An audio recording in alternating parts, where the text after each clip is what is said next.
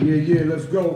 The beat, 139. Yo, it's Harlem on the rise, yo, we love to get the money. This a podcast, you can catch us being funny. Yeah, from 7 to 9, we litty and live. So stop everything, this is serious vibe. Catch us on the Wednesday, it's litty on the hump day. Listen in your car, got the Beamer or the Hyundai. Facebook Live, we live and direct. You can call and kick it with us, cause we still respect. Yo, a lot of topics, we always got it poppin'. You know we neighborhood, we always kickin' knowledge. Yeah, that's the stilo, we do it for the people. Flagger than the ego, we ordinary people. We be kicking in cause you know we living in. Come and catch a vibe cause it's live, come and witness it. We down for each other no matter the weather. It's the beat 139 cause Harlem stick together. What's up? Yeah. What up? Ooh, I like that. Yeah. Woo! Russ. Boy. I like Exactly. that intro, boy. Yeah, exactly. We're gonna keep it Harlem right now. Welcome back to the Beat 139. I'm Doc. I'm Don Vito, what's good? What's good, It's yo? almost New Year's, you know. The last We got show my of the man- year. Oh yeah, last show of the year. Okay. Last show of the year, we got my man Big Russ. You know, we had to get Russ on the show because Russ is doing some amazing things in the community. You know what I'm saying? And you know, he's a big homie, and he out there, you know, just building black business. You know, he's being a leader. He's being a role model, you know, and without further ado, Big Russ, welcome to the show, bro. What's up, man? Hey, thank you for having me, man. I appreciate it. Yeah, Thanks for yeah. having me. Yeah, Appreciate you. so what we gonna do, like I said, we had this Harlem thing. Yep. When the people y'all first come in, I need y'all to like and hit this the end of the year. 2020 been hectic. We need to push this interview right here, so we need y'all to like and hit the subscribe button for Big Russ. So we're gonna go from the beginning. To tell people who don't know, can you tell me where you from? What's up, Big Russ? You know, BK, Brooklyn, holding it down. You know, up in Harlem for the last 29 years. First barbershop. Right. You know, and just went on from there, just like a monopoly. So how life was coming up for you? We're gonna start from the beginning before we get to you being an entrepreneur. Yep. So I mean- how life was, any sports, Sport, siblings? I grew up playing ball, a lot of basketball. Played with the Gauchos as a kid. You know, the dream was to go to play, college basketball. Played that. Studied. My major was theater, acting. Played in Europe for about a year. Came back, because I had a son, I had a daughter. And I said, man, I got, do this business thing. Yeah. But at the same time, traveling back and forth to LA with the whole film and acting thing because that's what I went to school for, got a Right. scholarship for, paid my money for. So, and still doing that today. That's my passion. The arts. So you say you was born in Brooklyn. Yep.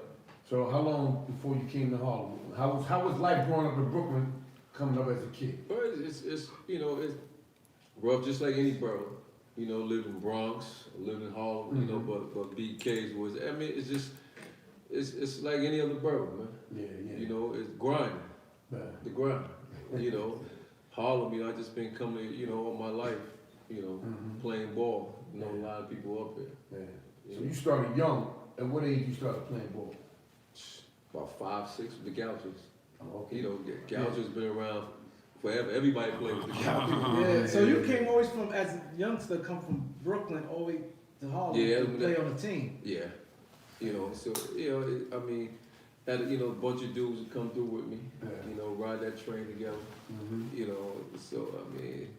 Gauchos, everybody came up to Gauchos. But it's crazy, that goes to show like Gauchos and Riverside is like a big organization, because I was a kid growing up and playing ball, I'm like wondering like, damn, we had like people from Brooklyn and Queens. Queens, it seemed yeah. like, damn, Brooklyn, like Queens, as Brooklyn. kids, Yeah. you don't see that too much, that you have your teammates, that everybody mostly be from Harlem and the Bronx. Yeah, but And Gauchos, and like you said, Doc, Riverside produced a lot of professional basketball players. that was the rivalry. Like, Yeah, the rivalry. Gauchos and Riverside was the rival, man. Like every time you end up in a big tournament, Yeah. Gauchos, Riverside, Yeah. Golden Hoops, Uh-huh. LaGuardia House. But back in the days, from my team, I started the Gauchos and I left, went to the Bucks. Yeah. Remember the Bucks? Yeah, Bucks. T.S. Bucks, Tommy We had Swing. Red Autry, all us Yep. played, Chanel Scott, he played Yep. the Gaucho, but all us camped together. So we was like a powerhouse too. It was like Gauchos, like, you know, it was like always like back and forth, but then, you know, Gauchos and Roots always been there.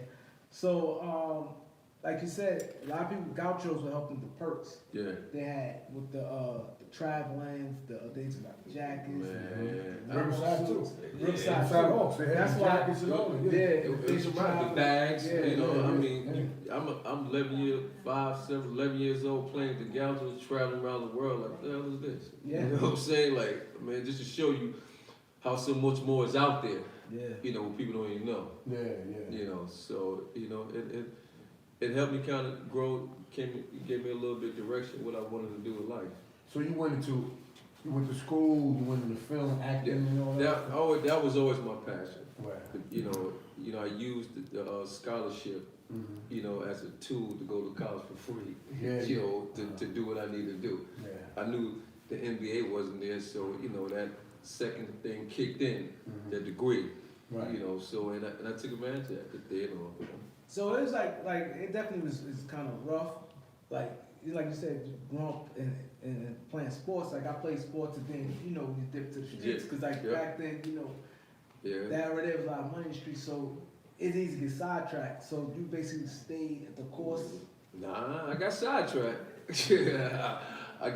Trust me, I got sidetracked, but I knew when to, you know, leave it alone. You know, you know, 'cause I mean, we all did in the streets, you know, whatever, man. And then one thing I don't talk about it because I don't glorify it. It is what it is. You know, I did my little numbers, ones and twos, but you know, and I stopped the minute I knew I was going to college and what I wanted to do. I said, this is it. You know, I escaped with like no record, no nothing, and whatever, man. So, but on a platform like this, it's really not glorified.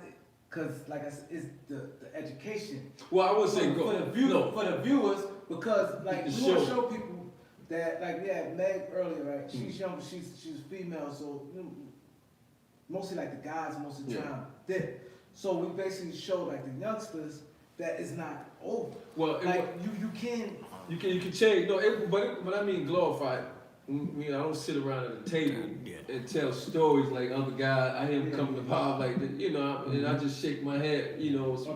But this is different. It just show you like, you know, if you stay focused on, you know, what you want to do, you know, you put that vision board in front of you where you want to be at 10, 15 years, and you just stay focused. It can happen because it happened for me. It happened for a lot of other young kids, you know. So that's what I mean. In the way of glorified, you know, and kind of that way. And it molds you into the man you are today. Let me tell you, I look back from, you know, just a youngster and then to where I'm at now, and just the whole path I came and what I escaped and the choices that I've made, and I sit back today like, man, you know, it's different. All the guys I grew up around, some of my closest friends who were dead, who was dying, was getting killed in 17, 18 years old, man, and that was it. So.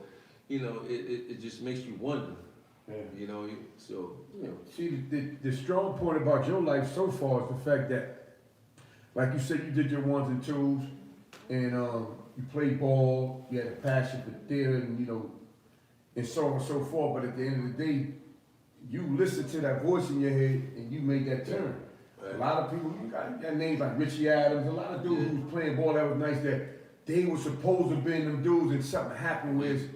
They either got hooked on drugs, or they got too involved in the street and they blew their whole career. Because, you know, when I went away, I was in college with a lot of dudes that were supposed to have been pro. But when they was in there, they was killing them in there, but they missed their dream because they got caught up, you know? Yeah, but that happens, man. Yeah, so people, we need y'all support right here. This is going to be a great interview. We got a lot of the story going to come out. So we definitely need y'all to hit that like button. Hit that like button. You're here with Big Russ. Now, okay, what's your support system like as far as you growing up? Like mom, dad? Well, you know, uncles, my mom, my pop, you know, always was hustlers, business minded. So I was always in that circle of business. You know, when you're in that circle of business, you know, you have to make that choice. You're gonna do business, or you're gonna go left, or you're gonna go right. I just always laid back, you know, and just watch. Yeah. You know, watch the way everybody move. Even as a 10-year-old kid. You know, my mindset was totally different. I wasn't the average 9-year-old, 8-year-old who was playing video games. Like, I don't know how to play no board games. Like Monopoly, I don't know how to play that. My head wasn't there. Right. My head was always at money, Right. business. Yeah. You know, I knew how to save money at 9 years old and be stingy Yeah. as I grew up in order to get something. So you a big saver? Especially, I'm not a big spender. You know, I'm not a big Big spender. saving turning to big spending. Yeah, you know, You but get what you want when you want yeah, it. exactly. That's a, you know, I'm not into dressing up every day. I'm not into all the jewelry. You know, so it's just. I seen it come and I seen it go. Mm-hmm. I seen it at a young age. You know, being around guys 16, 17 looking fly, which was no problem. You Mhm. know, but I had what I had. But one thing I always kept, even as a young kid, always been dressed. If I knew to go to a business meeting, I had suits, I had shoes. Mhm. I could walk in a room and shut a whole meeting down Mhm. because you know what I had on. So I'm big on shoes, suits, and tie. Right. I'm big on that. Big on- yeah, Very yeah. big on that. That's what's up. That's what's Yeah. gonna get you in them doors that don't open at all. Yeah, it's totally different. I seen guys come to meetings with sweatsuits and shoes, you know, and I mean, well, but you know, I'm just big on that. Yeah. That's good. So now, at this point, you went to college, you had a son, you have a daughter. Kids, Now- have kids. Oh, you have more than I that. have Oh, okay. kids. Oh, so you have more than two, okay. Yeah. So now, your point now, you out now, what was your mindset going to your next phase? After the kids growing up in like business, you know, it's like, okay, 90s now is business mind. You know, I remember doing a commercial, Reebok commercial, made about maybe 100,000, 150,000 in 6 months. I said, first I said, you know what, I gotta create a business or something which allowed me to travel back and forth to LA, still do what I do without answering to a boss. Mm-hmm. I said, let me, barbershop. Barbershop is a business that's always going to be in style for the rest of your life. People need haircuts and whatever. Mm-hmm. So I opened a barbershop. I think the first one. Hold up, so you said you did a Reebok commercial. So what you mean you did it? I did a commercial Reebok. So when you do a commercial, when they like it, they can upgrade it. Mm-hmm. And when they upgrade it, you got speaking role, that's more money. So, and when you have speaking roles, that's more money, that's called principals. Mm-hmm. So if I might do a commercial and I've got speaking roles, it might it might run it 6-7 times a day. Mm-hmm. That's checks every time they show it. Yeah, yeah, I get right. residuals at the end of the month. So your check every other week might look like 5,000, 6,000, 7,000. Next week 10,000. Oh, week 4,000. How did you first get into that? You had an agent or something? Well, you get an agent, you know, 'cause like I said, you know, once I left college, you know, I really got back into it, got my headshots together, you know, started cinematic, got an agent, going out for jobs, commercials, you know, until I even did the PJs, when they remember the PJ, Yeah, you know, PJs. so, you know, it's a hustle. You just gotta go out and you gotta keep going. It's a passion I always had, you know, since I was a kid. And a lot of people, they know it, but they don't know, you know, that I do that. Right. Whatever. So how was it, real quick, Doctor? How was it when you said you played ball overseas? Yeah. Where did you play? I played Tunisia, Africa. Okay, I okay. played for about a year. It was good, you Yeah. know.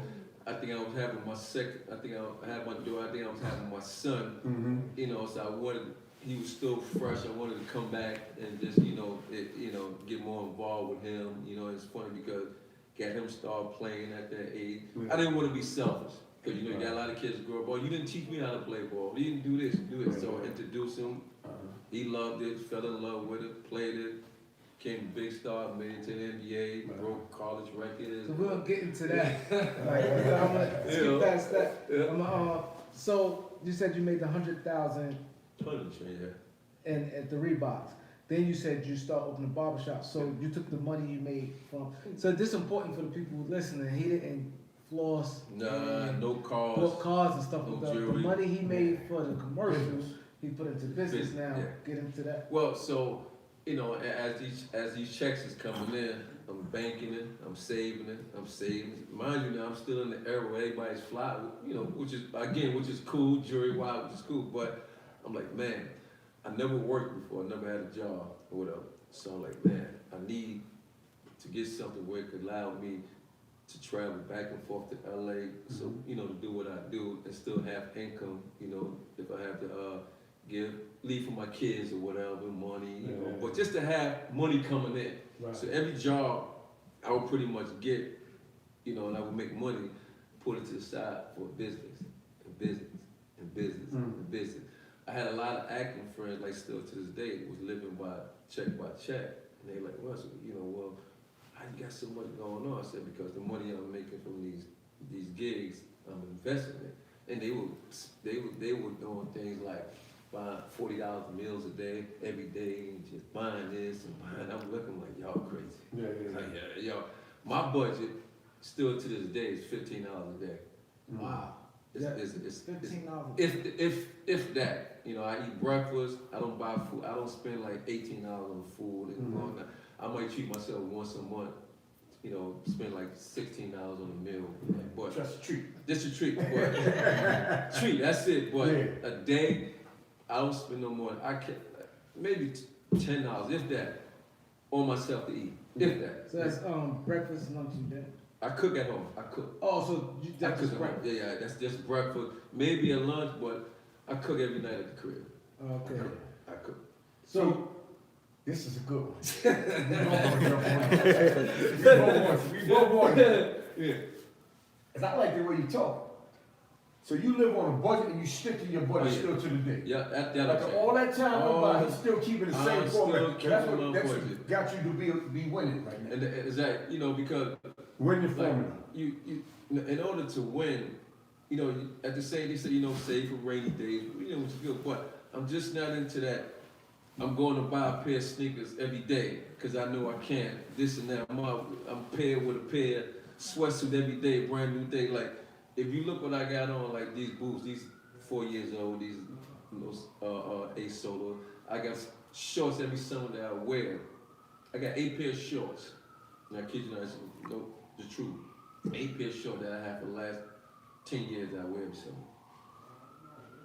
Cargo shorts. No, cargo shorts. Yeah. I've been wearing for the last 8, 9, 10 years, man. So okay.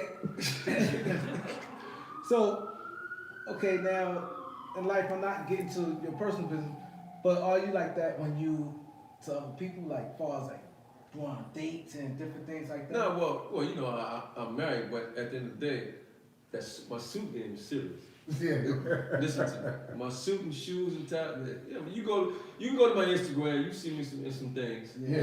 You know, but I just that's where my money No, I'm goes. saying even not just clothes. I'm saying like even dinners, like Dinner. traveling. Traveling is different. Suits. You know, when I you know, anytime I go out of town, it's for a check or to help some kids. I'm not, you know, I don't go out of town just to go to Mexico with the dudes and hell no.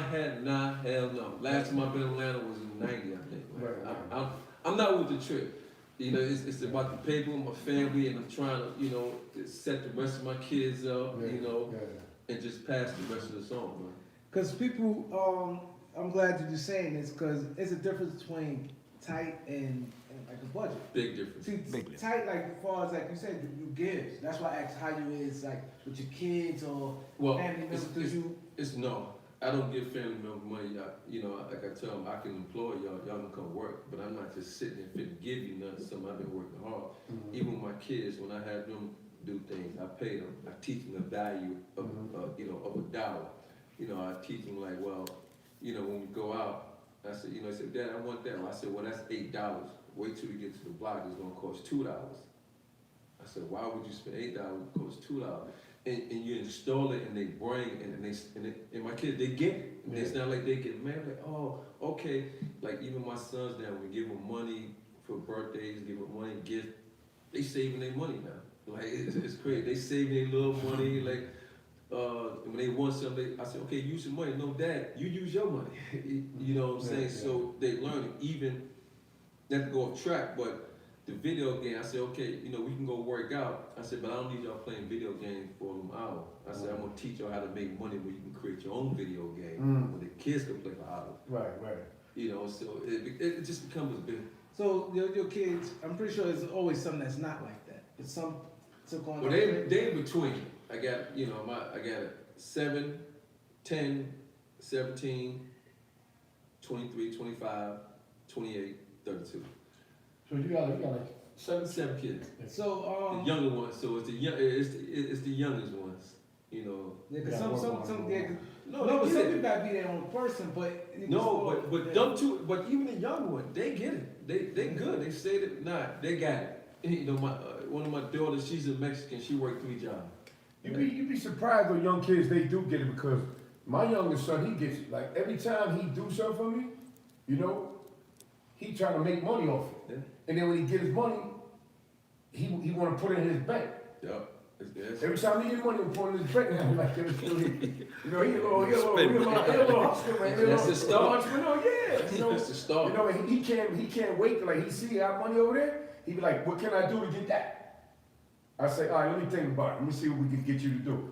I said, yo, this dude here is something else. And he young. And I didn't even put that in his head. He just doing that on his own, you know, so. You right, this generation's a little bit different, man. It's different. They not video freaks, video games. You know, Yeah. they balling. So your first barbershop, where it was located at? Oh, 132 8th Avenue. Where it's still at. So how it was when you opened up your first business? That was in '93. Yeah, I remember being up to like was gonna open up the next day. I remember getting it ready. I'm in the shop for like until like 4 in the morning, finishing up things, going, coming back 8 o'clock in the morning, you know, to open up. Mind you, I never cut, so I didn't have no barbers lined up. But when you're hustling, you still go in there. You don't let the money leave you. Yeah. And how I learned how to cut just a little bit was watching my brother the way he cut my hair. And there's one thing you learn in barber: as long as you don't push the line back, everything else is cool. Right. You can Yeah. play with everything. So and I knew that when you fly and when you catch on to things and you pick up things quick, you know, it becomes easy. You know, so you know, I remember getting the customer like, I'm not letting this money leave. I think he wanted a skin fade. This is the very first day. First day. Grand opening. Grand open. I'm the only one in there. Right. I get a guy coming there, bus driver. I still remember to this day. He wanted a skin fade. No problem. Skin fade. I knew not to put some line back, and it looked real good. You know, because I know when something's messed up now. You know, you even out, but. And I was surprised at myself because it looked good. It looked like a haircut. Right. And you know, It looked like a it looked like a haircut. You know, and he'd come back. I'm like, wow, oh shit. I was like, you know. And then the third time he tried to come back, I said, no, I got barbs now. You want to get one of those? He was like, nah, I want you to cut my hair. Wow. I was like, man. And I remember the last Getting better though at the time. right, because yeah, I mean, one thing about if I work with you, I do anything, I'm gonna get better. Like even when guys used to come and do my floors, paint, you know, fix things, I watch. Yeah. Well, you know, I'm doing it all myself. Yeah. Pocket all the money, you know, saving. Yeah. You know. So that first time, I know, like you said, you couldn't sleep. Yeah. Cause like, damn, my business. Exactly. And then you don't know if it's gonna, you know, be a success. Like, how your mindset? My mindset was like, you know, from being a hustler all your life, when you're being a grinder, that mindset was nothing because I knew how to survive because I've been doing that 9, 10 years old. The mindset was already there. Yeah. So worrying about fail wasn't that because I knew I was gonna put that work in. Right, You know, I knew how the key word. I had a lot of support Right.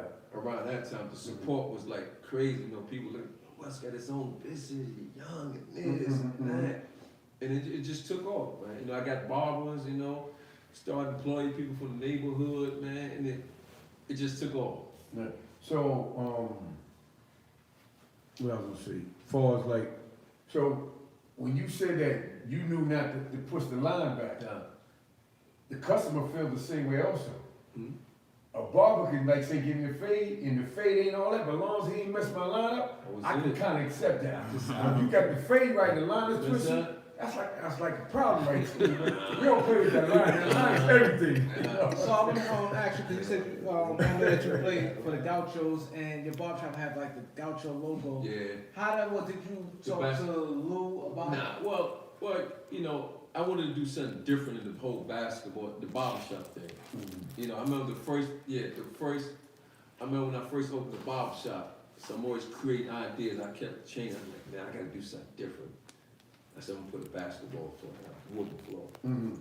And when I put that down, like 6 months later, people looking at me like, yo, this is had the basketball theme, I had the jerseys hanging up, and then and people like was crazy. People was ecstatic about it, you know. And as it grew, everything grew by. I just constantly upgrade, you know, even to today. Okay. Did just move up a little bit and then we go back. Did the twins work in Fat Cat or whatever? Fat Cat, yeah. Fat Cat was one of my bosses about 12 years, Yeah, 15 yeah, years. yeah. He came maybe a little, 93, he came maybe like 2 years after. Yeah. Fat Cat, Yeah, yeah. Fat Cat One of my is main Bo. bosses, yeah. Yeah. One of my Yeah, main that's my bosses. dudes. Yeah, Yeah, my dudes. yep. Nah, Big boys. boy, yep. Yeah. Nah, like 2 years later, he came to the shop. Yeah. So, okay, now, so how was it the first quarter? Like, the generation, how was it? The revenue, the money. The revenue. Well, you know, I seen, you know, it was coming out. I see what it could do, so I wasn't worried about it. You know, when you got that vision, you know, you see what can happen. You're like, oh, this is starting to happen now. I can imagine down the line. Spring. I remember opening up in like I think it was around early fall, like September, October, around that time, August. So I was like, man, I already knew it was gonna be like in the summertime because of the support I had. People come through Main Avenue, no barbershop in the area, you know, in the neighborhood. So you know, and just kept at it, man. Yeah. Those barbershops, because I had one too. Barbershops are seasonal, man. You know what I'm saying? Like different times of the year. Sometimes, like the summertime, is always gonna be crowded. Yeah, But when it rains, sometimes people ain't come get their haircut. I mean, they're gonna come, but they don't come in. But certain little times it's gonna be popping. Certain little times it's gonna be less. So like him, the way he said he be buzzing his money, he already knew what he was gonna have to go. Yeah, I already know how to do. You know, you put away from them slow days and this and that, and that's the business part of it. You know, a lot of people spend it as it comes. Yeah. I know, you know, next week's gonna be that slow. I know this and this and that. Or you know what? Let me take care of that. No problem. What again? No problem. He's gonna pay late. No problem. This. So, you know, you just pretty much, you know, prepare for it, man. But you know, and it has changed over the years because you got people in snowstorm, rainstorm still come on. But I remember New Year's Eve, like 90, when we had that snowstorm, 90 something. I don't know what it was. It was snow like I couldn't believe how packed the shop was. I couldn't believe. So that showed me like, man, that it doesn't matter. People still gonna come. They're gonna get their haircut. So, now, let's go a little further now. When you open up the next shop. Next, I think that was 93, first barbershop. 96, next door, opened a sports department store, right next door. Right. And called the Big Russ Locker Room. 2 years later. Basketball theme again. Right, everything was basketball thing. What I did, I was doing custom uniforms and everybody. I was buying, you know, I was supporting like local Harlem dudes like D-Ferg, buying their shirts. My man Matt buying their shirt, Cisco buying their shirt. So I was spending money in my community, you know, for the community. You know what I'm saying? So, you know, but I had opened 2 years. And then I shut it down because I was back and forth to LA and had nobody to run with. And opposed to leaving there, you losing money, you know, you call it back with a headache, yo, how's everything going? It's not going. You do it now, you get out of the game quick. But then I reinvent, start opening up. I think right after that was with the salon. Open up the salon. Then I opened up, that's what I would keep the barbershop. Salon, then open another salon. Another barbershop. You know, just start opening. It came easy. So how many you have all together? I stopped counting after 7.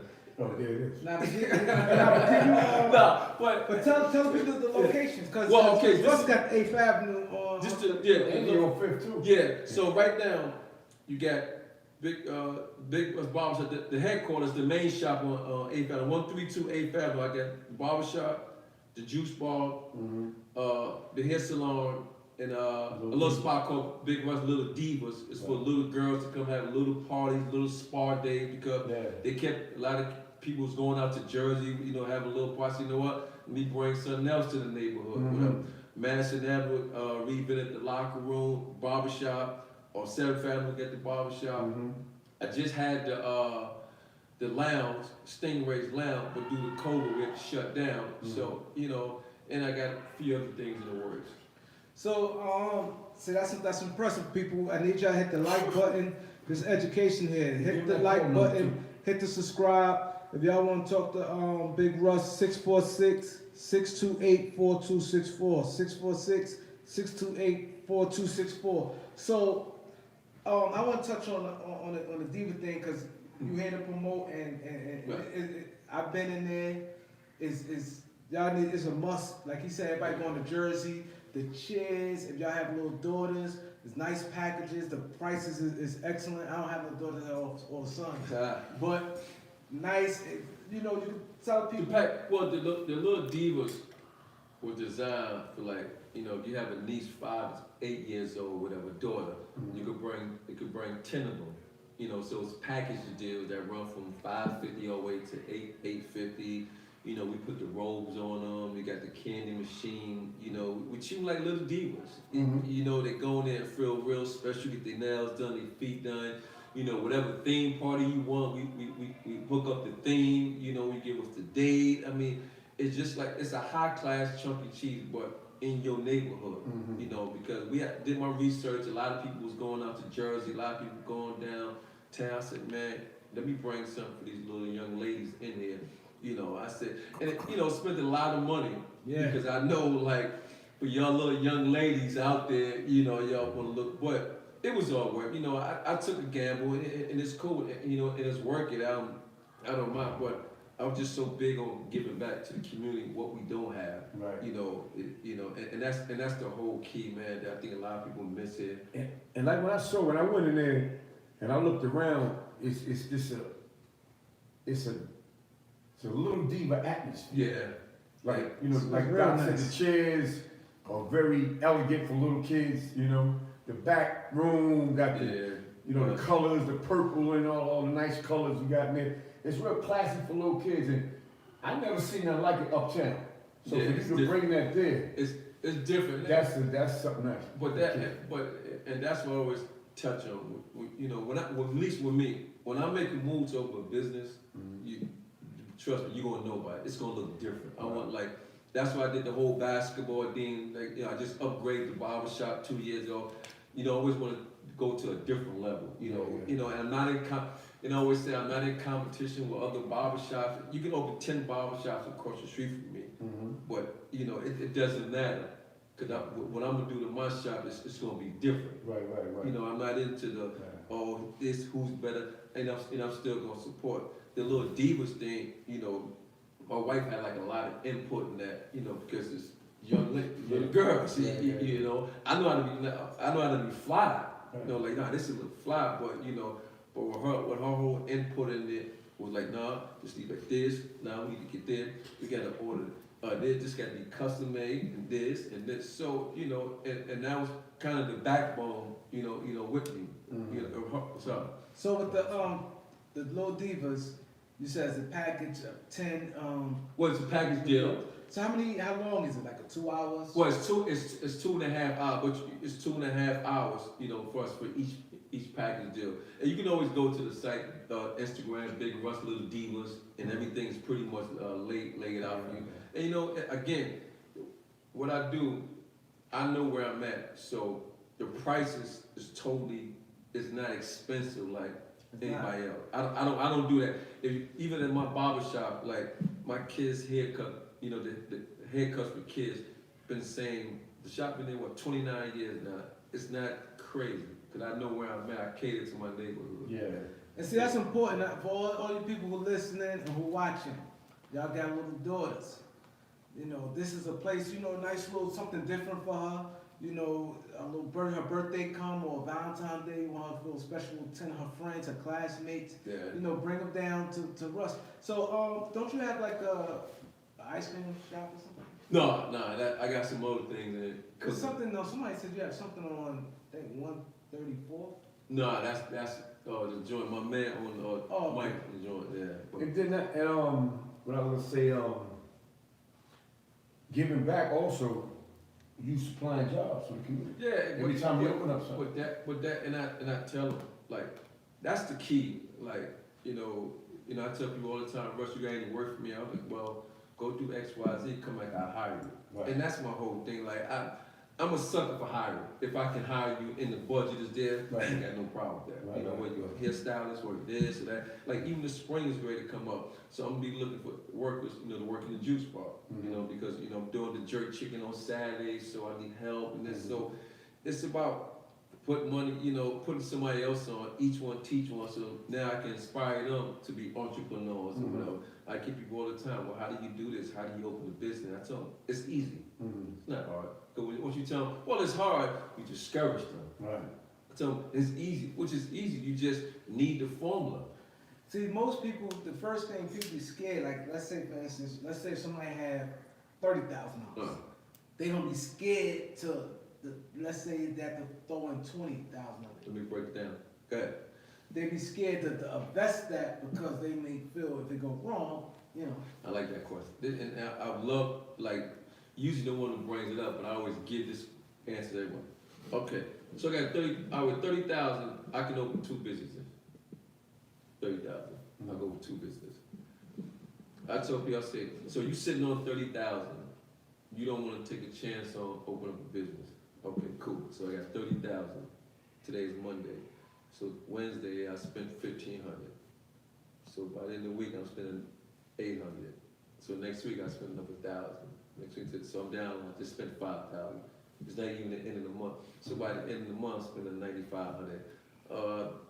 Before that, I'm in 2,000 because you got an emergency, this and that. So you just gave away 15,000. That's not coming back to you. Right. Well, you could have took that 15,000 and you could open a business, work twice as harder, and let the slow money come in, and you still win. So now after the year, you made your 15,000 back, and you still got your profit, which is your business. Exactly. So how do you lose? Right. So instead, you sit on that 30,000, and you dwindle it away. You buying 3 pair of sneakers. Yeah. You buying 2 leather jackets. Right. You going to the club. You going to Harlem. You letting him this money, front this and that. So, and you out of 15,000, 20,000. It didn't go nowhere. It didn't help you. And like I said, so the same you had opened your barbershop in '92. Yep. Opened mine in '91 in the Bronx. I had 22 chairs though. But see, I had a unisex. I had the 10 beauticians and I took 10 barbers and I had 2 nail techs. It was 1,800 square feet. Well, jump on the story what you're saying right now. We was doing our thing, but I was saying, dang, they ain't own nothing. You know what I'm saying? We blowing money on planes and cars, rims, jewelry, like coach, I ain't gonna go on all that. Yeah. I said, damn, how about I open up something? I wanna own something, man. So, same thing like I got the barbershop. When I got the barbershop, I felt kind of safe because I'd invested a nice amount of money into something that I can profit off and see grow. It didn't grow right, it didn't do numbers right away. It was that. But I stayed, like you said, until I seen it start to make a profit. My shop stayed up, I stayed up at 1 o'clock in the morning sometimes, man. We won't close. I left lights on all. Y'all get money, let's keep going. Because I wanted to get this profit. Most barbershops closing at 9. You can come to my joint at 10 and you're gonna get a cut. And then all barber shops are closing on Monday. Yeah. We 7 days. I mean, no, but even to me, like, I've been 7 days since I opened up. See? So my barbershop closed on Monday. Yeah, barbershop closed Monday. I open still to this day, 7 How many days. times you try to get a cut on a Monday and you couldn't get a cut? Right? Damn Monday. What shop is open? His joint open over here. His joint, very few barbershops. Even Sam Gold, all of them was closing on Mondays and all that. I mean, I closed. Matter of fact, I never closed. Like I said, 7 days. I remember when I opened up, had the old timer barbershop across the street from me, a guy named Joe's barbershop. He must have been there like 50 years or whatever, right? So when he seen my prices, you know how cheap the prices were. He came over to me and said, "Yo, man, how you come in this neighborhood? The low price and haircut." I said, "My man, Get up off my shop, man. Yeah. Don't- Get up off my shop, man. Cause he basically trying, I know he Yeah, trying to do yeah, you know what that. he's He trying to basically tell you messing the game up. Yeah, just like You know the what I'm streets. saying? Like the streets, like, No balling. yeah, they don't like boys to do that. They be like, man, boy, this is the going level here. But I'm not going to, a single parent with 4 boys, I'm not charging you $12 a haircut. And that's what they was doing. Mm-hmm. Charging a 6-year-old $12 for just a season or whatever. You got a single parent with 4 boys. Mm-hmm. I'm not, even still to this day. Yeah. You know, if I find out a customer overcharge, you know, when I'm a barber would charge the customer, well, what are you doing? I said, why are you charging that lady? What are you doing? Mm-hmm. You know what I'm saying? That's one thing I never played, is the overpriced charge. I don't do that. I never played And that. now that, how's somebody gonna tell you what to charge in your business? You know what I'm saying? Like, you know, that's what you charge, is what I charge. Planet Fitness. I've been in the fitness world a long time. New York Sports Club, Health Racket, all of them, got all these miraculous, you know, membership fees. Planet Fitness, when they first opened, we like, how they ain't gonna survive? Charging $10 a month. They ain't gonna survive. They gonna go out real quick. Ain't no way in the world we doing our numbers as trainers. How they gonna make a profit? How they gonna do this? Shit, they got more gyms than anybody.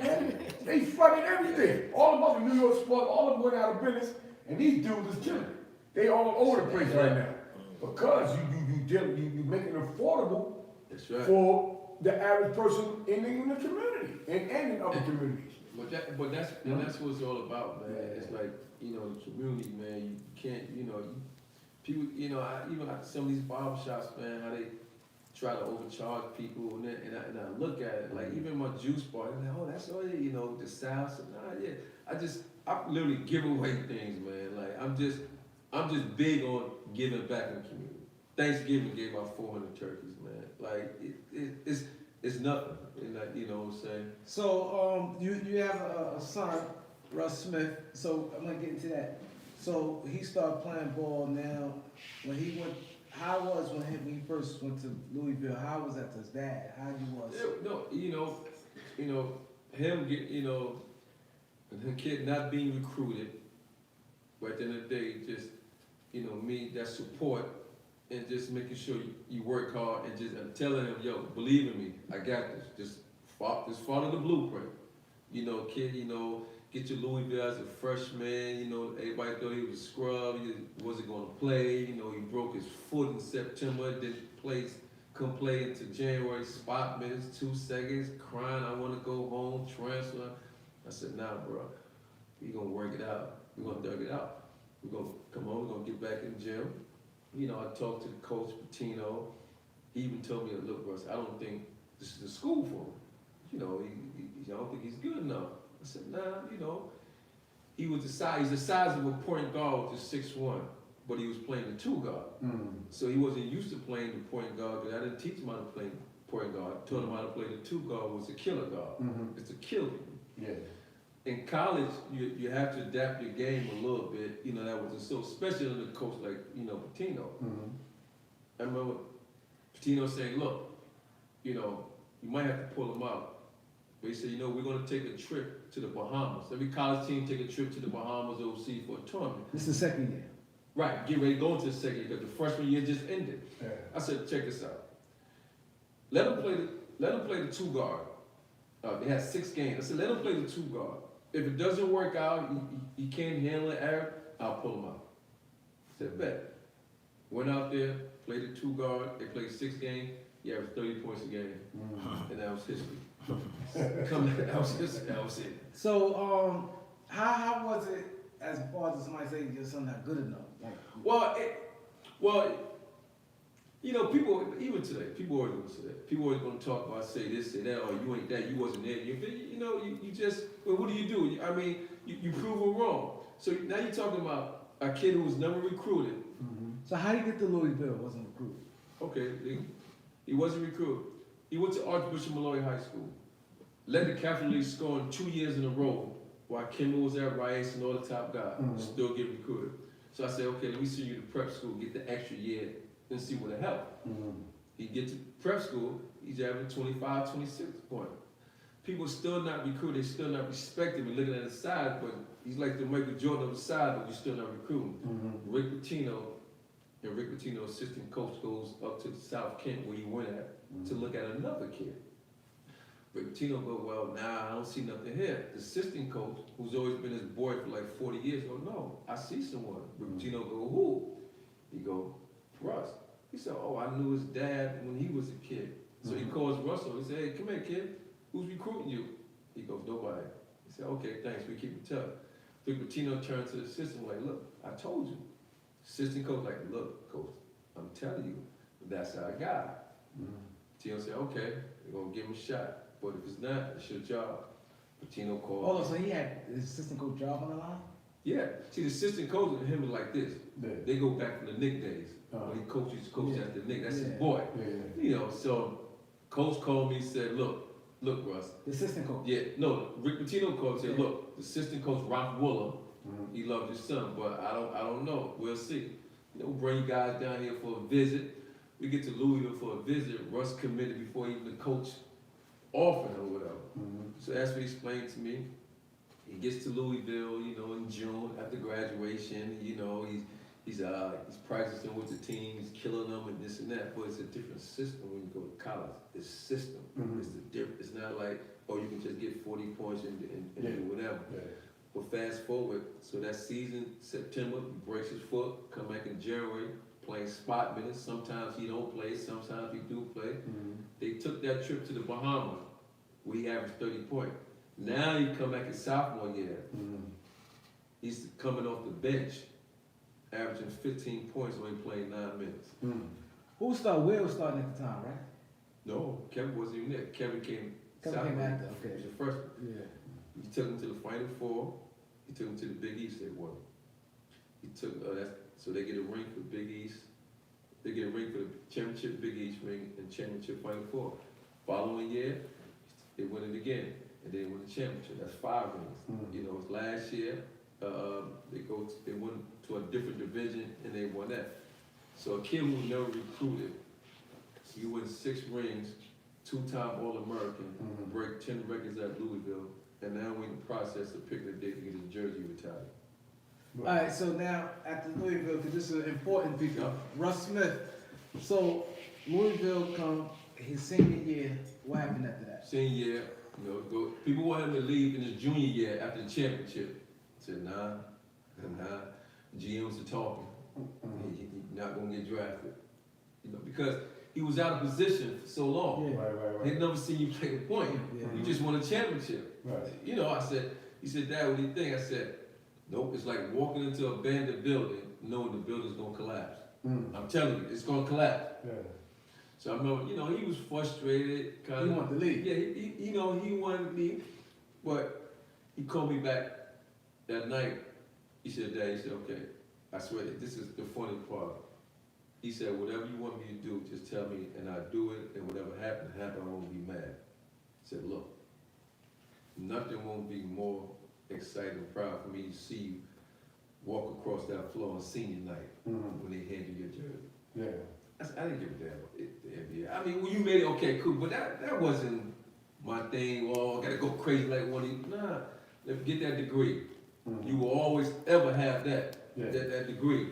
You know, did his senior year, you know, he got drafted 2nd round to the Pelicans, to Philly, but got traded to the Pelicans, played a year with the Pelicans, played 2 years with Memphis Grizzlies, you know, did the last 2 years in China, you know, so.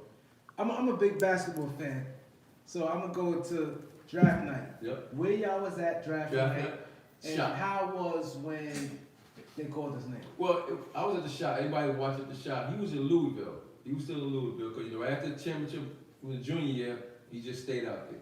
Decided he wouldn't be there. Cool. Well, I was at the barbershop. At the barbershop that night, TV, you know, everybody out, blah, and, you know, you see your son name calling the draft, knowing that all that work we put in, man, you know. But I know it hit you. It hit me. It was like, you know, like, man, okay, it's on you now, son. You know what I'm saying? It was like, it's on them. You don't work. I mean, the kid, he don't work so hard, man. Like, I got video from him. He was like 7, 8 years old, just working hard. He played hard. He played hard. He's different.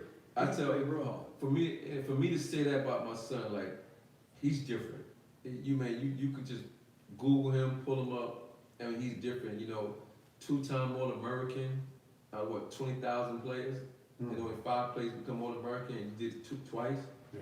You break 6 NCAA records, top scoring, averaging 25 and tournament. Then Louisville, you break 6 records, all-time plays this, all-time plays that.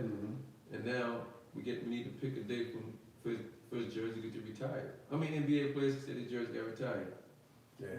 So draft night, you in a barbershop, a couple of guys, and they said the Philadelphia 76ers is on the clock, and I think Tatum, Russ Tatum do the Second round. Yeah. So, I don't even know who do the second round. So Russ Tatum comes out and said the Philadelphia 76ers select Russ Smith from the University of Louisville.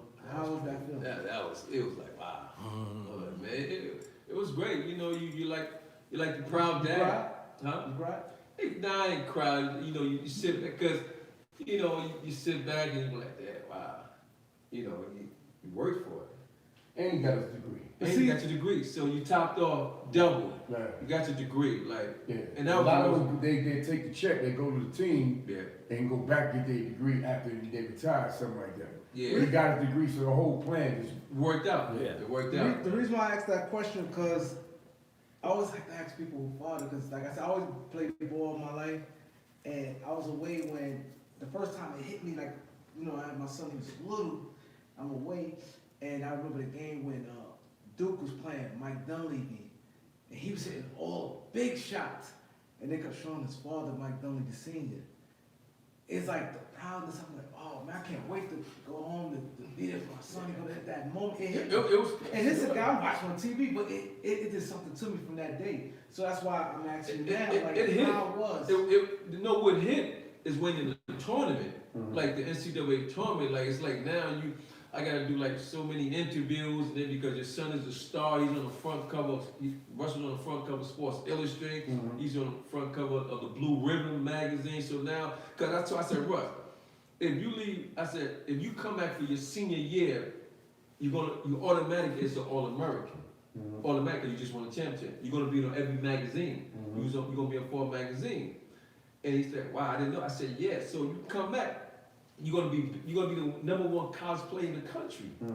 In the country, dog, you just come back. Yeah. So he started, he said, bet, he was on magazines, what's the name? So, you know, but during the whole championship Final Four run and just sitting there, Big East championship, they winning at the Garden back to back twice, man. All of them years, it's just, I got all the rings too. So it's like 6 rings left, man. Yeah. You know, like, that's like legacy, man. Yeah, that's what's up, man. You know. So what Russ doing right now? Russ right now, he's on his way to China right now.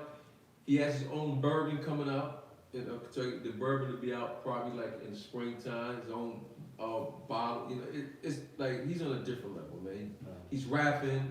He had songs with Jadakiss, Lil Wayne. Like, you know, he having fun. You know, and the crazy part, like last year I shot a film called Underrated, based on a true story.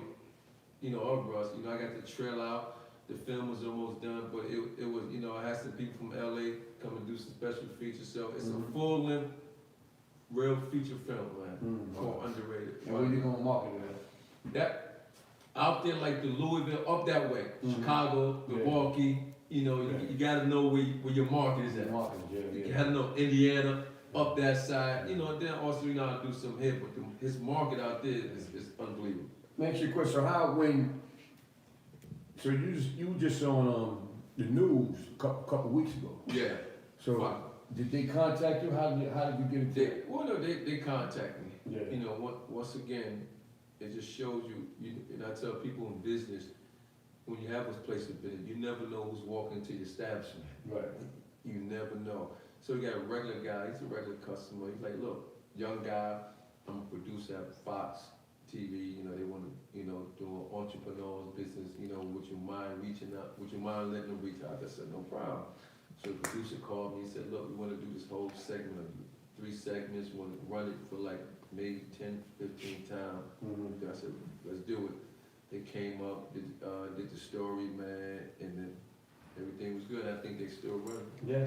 You know, so I mean, but at the end of the day, I gotta give thanks to the community, to the support. Yeah. That's where it come without the support, there be no Big Russ. People, if y'all want to call in and talk to Russ, 646-628-4264. 646-628-4264. In the chat, someone about the business, you said 15,000. What type of business you start? 15,000. You can do a juice bar. You can do a barber shop. Yeah. You gotta look, you just gotta look. Hold on, call. Look, location, Okay. what the rent is and whatever. And sure, it's easy, man. Caller, you here with Big Russ? Hi, this is Lorraine. I'm calling in. I just wanted to give a big shout out to Russ, and I'm so proud of him. I knew Russ from back in the 80s, and like he said, he was into doing some 1-2 things back then. And I'm so proud that he left that lifestyle alone, and he decided to become a businessman. And from what I hear, he's a great father and a great husband. And I think that's a wonderful thing. And I just like the fact that I know that I heard that he gives back a lot. And to me, that's a great thing. And, I'm just proud of him. I'm really proud of him. Nah, I appreciate Lorraine. Lorraine always been supportive. I appreciate I'm really proud of him.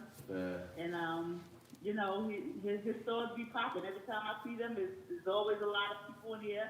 I think I see about 4 or 5 stores around the neighborhood of Harlem, and that's what's up. Nah, I appreciate it. That's the support. Big I up to appreciate you, it. Russ. Thank you. Big up to you, Russ. Thank you. Keep it going. Yep, appreciate it. And yes. It's yes, not that though, Russ. Thanks for calling. Thank you. I'll be calling again. All right, thanks. I appreciate that. Yeah, like Russ, like, whenever I see you, I see you several places, but whenever I see you, you always intertwine with the people, always care about your customers, but at the end of the day, you can tell this dude, he's just thinking about business, man. Yeah. On a cool way, though. You know what I'm saying? He's doing this, he's doing that, but at the end of the day, he's making sure everything is running how it's supposed to run. Yeah. I mean, it's funny, man, because, it's funny how my mind is just like business. Yeah, nothing flashy. There's nothing flashy, Always, just, man. working, man. My thing is, when you've been around, growing up, been around like business people a lot, been around millionaires, you've sat in rooms, you have that mindset. Like people, like they say, people can tell what your future are by the people you hang out with, or be around with. Yeah. I've learned a lot from a guy, you can Google him, Edgar Bronfman Jr., Seagrams, they own Seagrams, good friend of mine, at a young age around. So I was around billionaires at a young age. Yeah. He went and bought Warner Music in 05, and asked me that I want to do some work. That's why I do some consultant work. He said, come on, man, I just, like, look, you travel a little bit, set your own hours, it's not full time, do whatever. So, and even learned a little bit of that aspect. But I've always been around business people, money making moves. Like, people say, what's your next project? Well, I'm here with the shop, but I'm on a different level now. I want to do, I want to buy the borough. Right. That type of environment, that type, and just continue to build for the community, because that's what it's all about. That's what's up. So, you said you stopped counting after 7.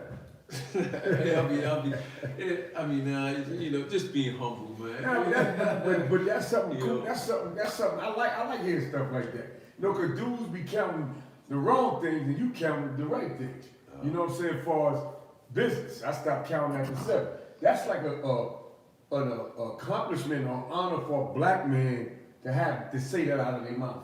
Yeah. You know what I'm saying? And live that life, man. You know what I'm saying? I like hearing that type of talk right there. Nah, You know what I'm saying? It sets that platform so, I can walk into a room with a bunch of millionaires, billionaires. So what do you do? What do you have? Oh, I have this X, Y, Z. And they're gonna look at you different, and opposed to try to come to with a plan and empty-handed. Right. And I tell my son this, when you do walk in these men, you want to observe what's going on, be careful how you speak, and dress the part. Yeah. At the end of the day, it's about dressing the part and know what you're gonna say next out your mouth, and how you pull up to that meeting. Yeah. You pull, like I could pull up to that meeting in my Escalade with my suit on, and they have no idea what I might have in my pocket, what I might be worth because of my appearance. Exactly. You know, my Appearance appearance is everything. I walk into that office sharp, Yeah. head up, there. How do we doing? I'm gonna start the conversation off first Yeah. to break the ice. So it's a learning experience. So your establishment in Harlem. Is there a reason why is Harlem not Brooklyn, Bronx? Well, you think? yeah. Well, when I was dealing with a realtor lady in Brooklyn. Say, look, we don't have anything right now. She said, but there's some spots coming up in Harlem, brand new. She said, come and take a look. I said, oh, cool. And when she took me on 132 8th Avenue, all them stores was brand new, renovated. Mm-hmm. Nobody was there. It was brand new. Mm-hmm. And that's when the gold, I said, gold, man. Brand new, nothing around there. I said, tap into it. And it's owned by one management company, which is cool guys who we are very close, still, to this day because they know I want to bodybuilders.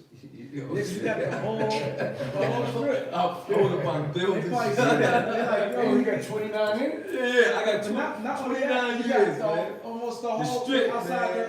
the dental. Yeah, the 29 give you that credibility. Yeah, that 29 So years, he man. been with us for 29 years. Yeah. What you need now? They already. You can matter of fact take it and give us some money later. Your creditors go with it. So, and that's how that all happened, and bro, I'm gonna do something real special for Brooklyn, with that time. It's gonna be real grown and special, for BK. Cause I'm gonna do like, yo, Russ, when you gonna do this? I said, I got you. I got a few things in mind, that's in the pot, cooking, but it's gonna be special, man. So can you give people? Now go ahead. No, I'm saying give people social media. I'm on social media a little bit, you can check me out, Big Russ _2. I like to post, little things here, what's going on. The little diva spot for all the ladies. Go to Big Russ Little Divas on Instagram. You can book for the events, and sign up. You can see how the spot is made out. You can hit me up on Instagram for any type of advice, business. It doesn't matter. You can hit me up, man.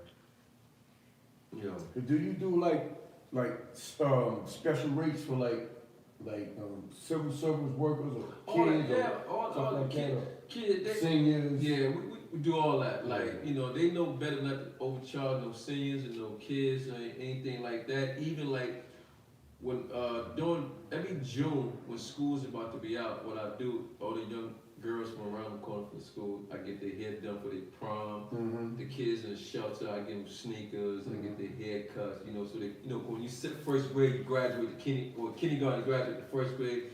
So I would give them clothes, sneakers, dress them down, their haircuts, and that's them, cause I know what it is to be in the shelter. I used to live in the shelter. I know it's not to have it, so I'd be like, nah. They say, Russ, well, we got kids graduate. I said, how many we need? They said, maybe 5. I said, how many kids we talking about? I said, maybe 6 or 7. I said, how many kids we talking about? I said, here's for 30 kids. All right?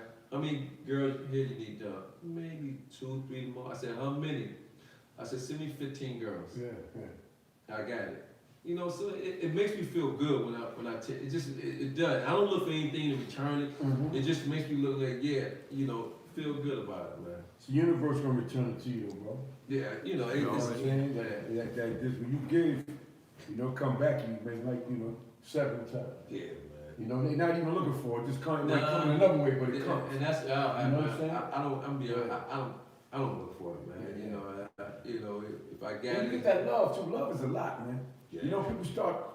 People start speaking your name, word of mouth, advertisement and stuff like that. It's funny because I'll be in Harlem and I'm walking around with my son. This is crazy. This is when I know it really hit me. Like even this summer, like walking up and down Harlem with my young boy, and then everybody know me, and I'm just hey, what's up, what's that? Yeah. The kid's like, dang, why everybody know you? I said, well, when you're a good person, you do good things, you treat people nice, people like that, and they respect you. Right. And they like, wow. I mean, for them to notice that, 7 and 9 years old, 10, paying attention, that's. And you're able to explain it to them and teach them at the same time. That's the most important You know thing. what I'm saying? It's a learning experience for them. You have to. You know, Yeah. you want this whole generation coming up with things to do, man. You gotta do that, man. Yeah. So let the people know what podcast you on. Yeah, oh man, I'm on the beat 139 Harlem. Let me say it again. The beat 139 Harlem. Yeah. Subscribe, hit that Support like this button. brother We're right here. gonna help the interview grow. Subscribe Yo. and hit that like button. This the first podcast I've been on, man. There it is. This the first one. Shit. I'll be back with the film stuff, but this is the first one. And y'all have my boy Corey Pagee on here. Yeah, Exactly. yeah. And your man Sheik. She? Yeah. Oh man, you Yeah, know, it is. but nah, this is dope. I was happy. Thanks for Yeah, coming, thanks man. for coming, Appreciate man. I'll you. be back. Yes, sir. Ooh, All right. Salute. yeah, man, Yeah. good, man. Yeah.